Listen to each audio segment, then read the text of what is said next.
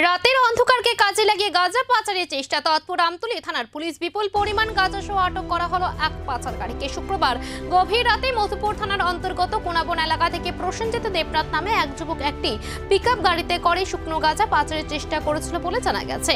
গোপন সূত্রে খবর পেয়ে আমতলী থানার পুলিশ অভিযান চালায়। তল্লাশি করে গাড়ি থেকে 17টি প্যাকেটে মোট 578 কেজি শুকনো গাঁজা উদ্ধার করা হয়। পুলিশ গাড়ি চালক প্রসেনজিৎ দেবনাথকে আটক করে। জানা গেছে তার বাড়ি মধুপুর থানার অন্তর্গত এলাকায়।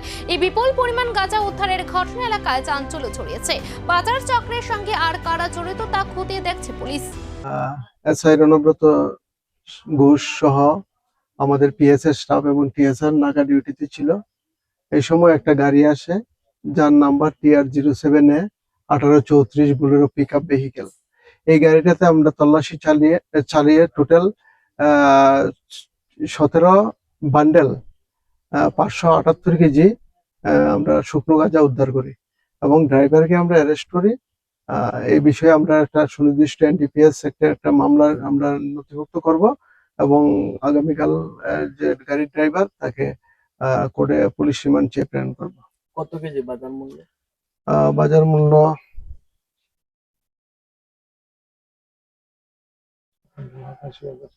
বাজার মূল্য অনুমান 57 লাখ টাকার মতো হবে।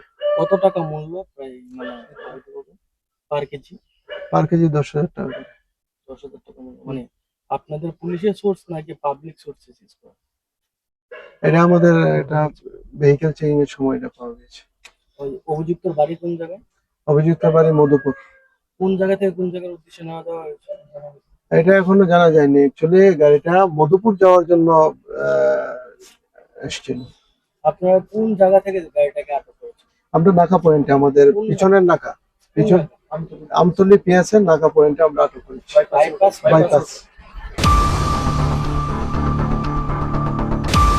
registration khairogoi gramin bank by tie up khaiwe e auto sung distribution rawi rokha beskango besini tipraham scheme bahai chalok khaijenai tipraham scheme ni bisingte ne borona law rate of interest by jeta phataro nangna hanke 14% 12% oma haike rate of interest maro hebasini oro tite edisio sung grantor bunangya law rate of interest by chung borno rokha only 6% bahai ken backend subsidy